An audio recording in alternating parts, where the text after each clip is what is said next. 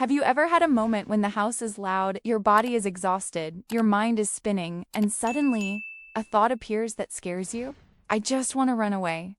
If you've ever felt that, pause for a second, because you are not broken, and you are definitely not alone.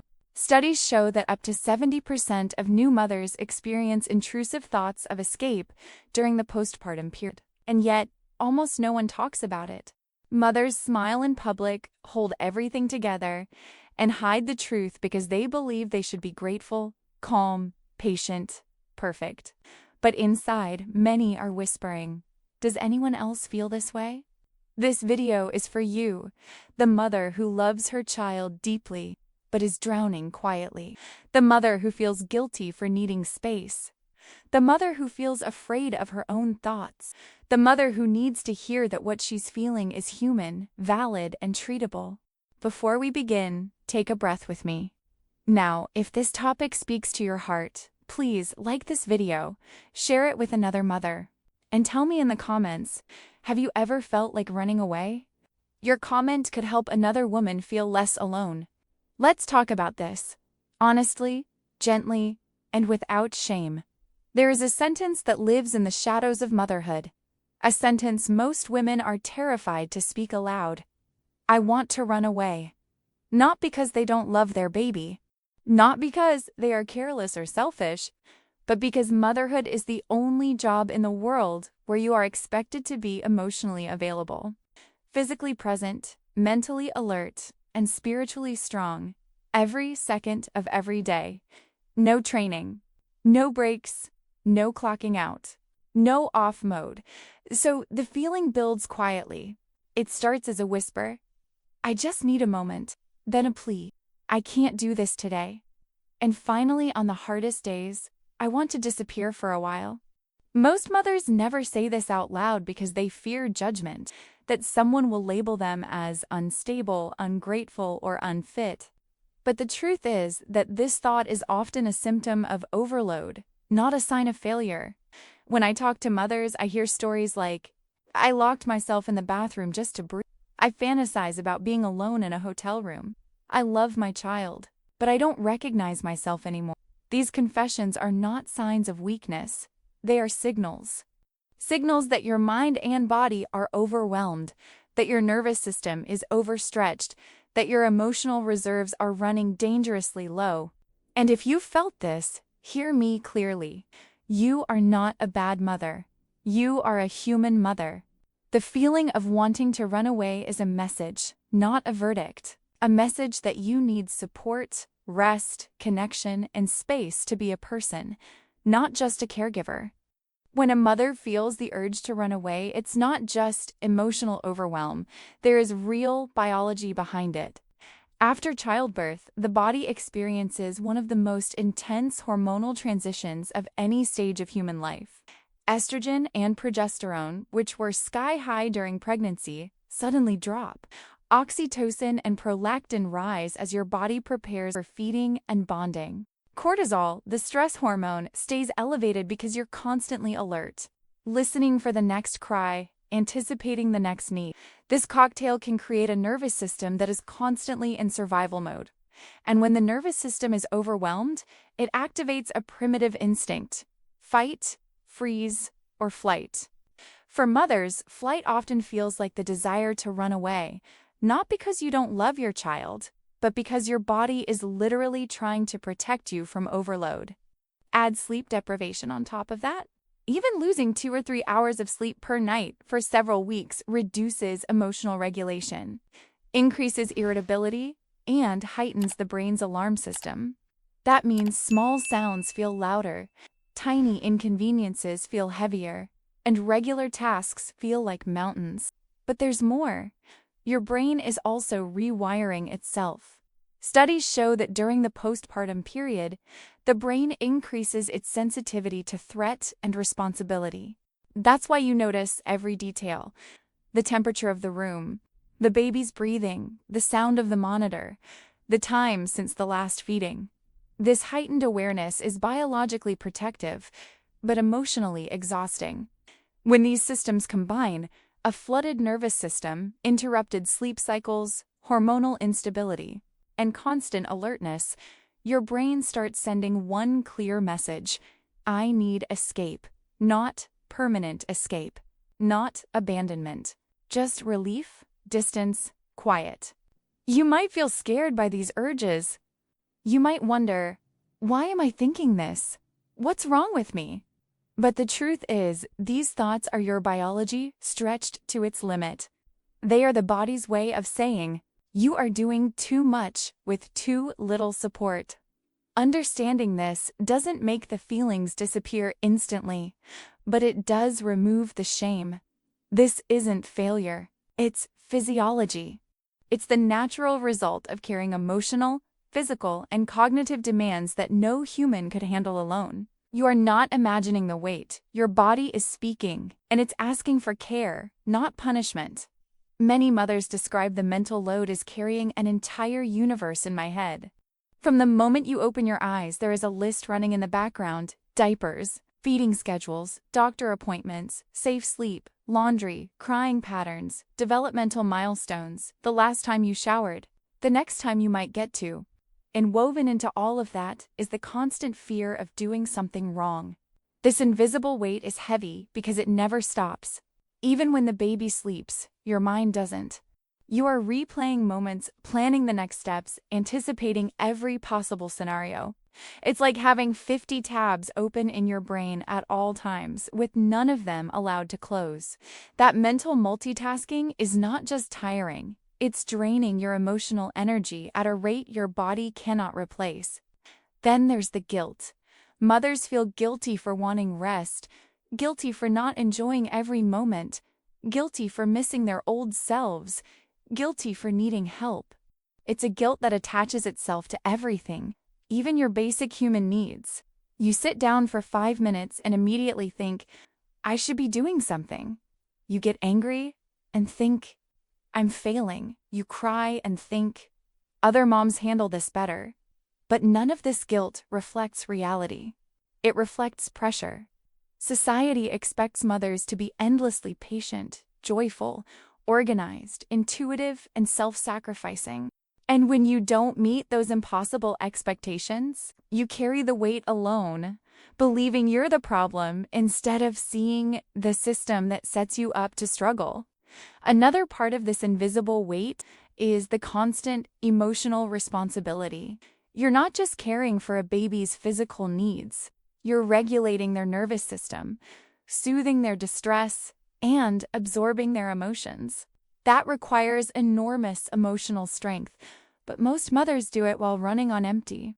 No one sees these layers from the outside. People may see you holding the baby and think it looks natural, effortless. They don't see your sleepless nights, your silent worries, your overloaded mind. They don't see that even when you're sitting still, your heart is working overtime. When a mother says she feels like running away, she's not talking about abandoning her life. She's talking about escaping the weight that no one else seems to notice, but that she carries every second, with no pause button, no backup, and no space to breathe. It often starts in small, almost invisible ways. You wake up already tired, and before your feet touch the floor, there's a cry, a need, a responsibility waiting for you. You try to breathe through it, but the day moves faster than your body can keep up.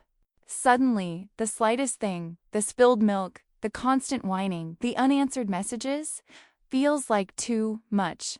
You snap, not because you're angry at your child, but because your system is overloaded. Sometimes it appears as a fantasy, a quick image in your mind, sitting alone in a quiet hotel room, driving somewhere without telling anyone, disappearing just long enough to feel like yourself again. You don't want to leave forever. You don't want to abandon anything. You just want silence, rest, and space. That's not selfishness. That's survival instinct. For some mothers, it shows up in emotional shutdown. You move through the day on autopilot, doing what needs to be done, but feeling nothing. You watch yourself soothe the baby, prepare food, clean up, go through routines, but inside, you feel numb. You wonder if anyone notices. You wonder if you'll ever feel normal again. For others, it shows up as hypersensitivity. Every noise feels sharp. Every cry feels like an alarm. Even moments that should be small, a baby refusing a nap, a partner asking a simple question, suddenly feel like personal attacks. And afterward, you sit with the guilt, wondering why your reactions feel so big. It can also appear in withdrawal. You stop answering messages. You avoid calls.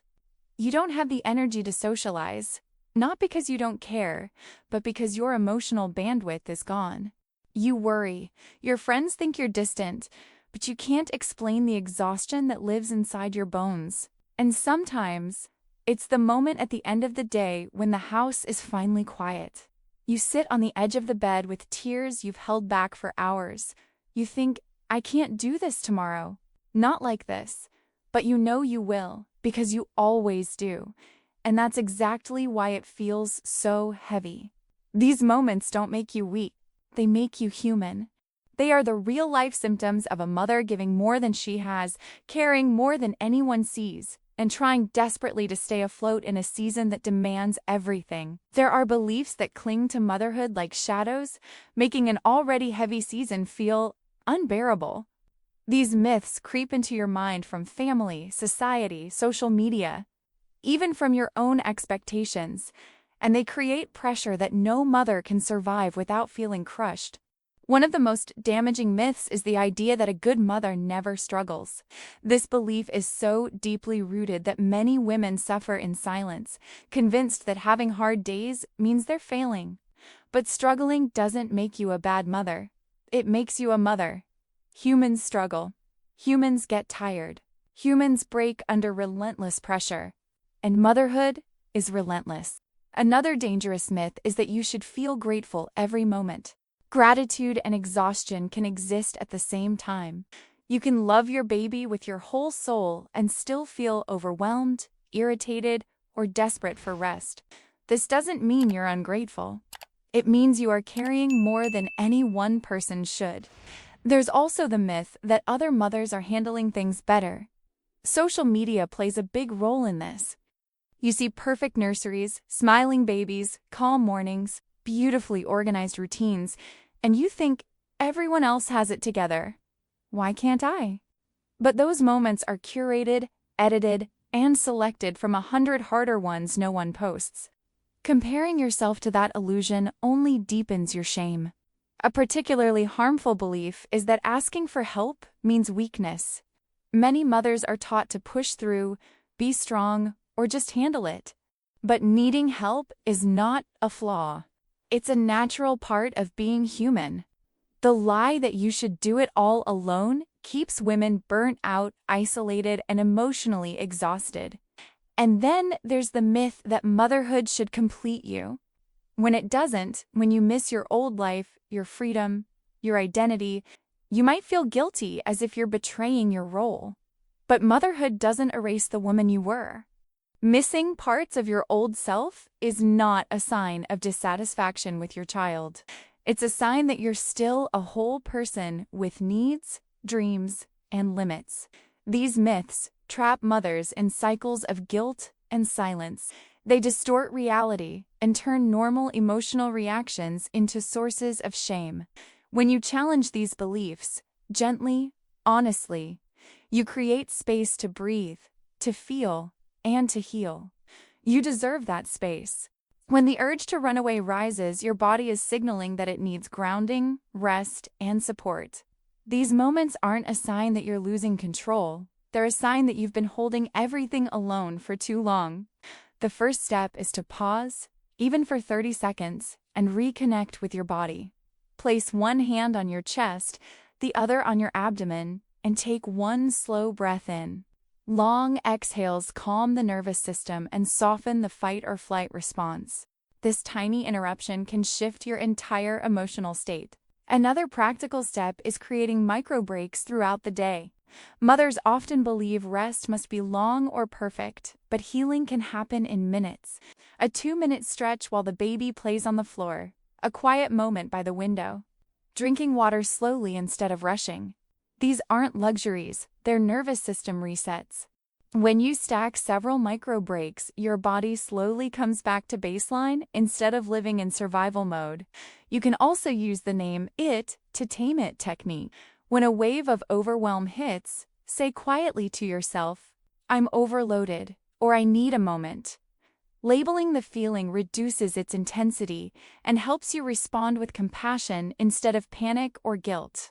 It shifts your inner dialogue from what's wrong with me to my body is asking for help. If you can, build a small support ritual into your day, something predictable and non-negotiable. It might be stepping outside for fresh air, taking a warm shower alone, lighting a candle at night, or putting on calming music while feeding your baby. These grounding habits create emotional anchors, reminding your body that relief still exists. Another powerful strategy is delegating without apologizing. Ask your partner to handle bedtime. Ask a family member to hold the baby for 20 minutes. Order takeout instead of cooking. Let the laundry wait.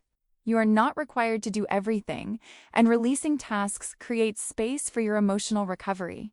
Your worth is not measured by productivity. And finally, speak your truth to someone safe. A friend, a therapist, another mother.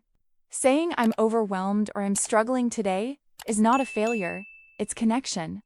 When you speak openly, the pressure loses power and you stop carrying the weight alone. These steps won't erase the hard days, but they give you tools to survive them with more compassion and less panic.